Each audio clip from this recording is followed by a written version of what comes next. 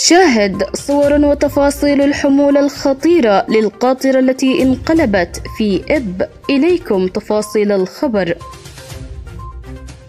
أكدت اللجنة المكلفة من الرقابة والتفتيش في وحدة العسل باللجنة الزراعية والسمكية العليا أن القاطرة التي انقلبت في المدخل الغربي لمدينة إب كانت تحمل على متنها مادة المولاس، وهي من مخلفات إنتاج وتكرير السكر، وتعتبر مادة قابلة للبيع والتداول، وتدخل في بعض الصناعات الغير غذائية.